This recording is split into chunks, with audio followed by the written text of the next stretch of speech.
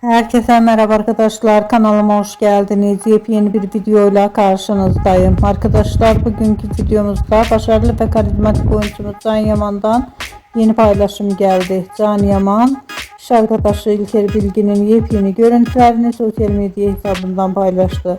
Ben de bu görüntüleri sizler için YouTube kanalımda video halinde sunuyorum. Umarım beğenirsiniz. Arkadaşlar, videomu beğendiyseniz kanalımı izlemeyi ve bildirim butonuna basmayı unutmayın. Hoşça kalın.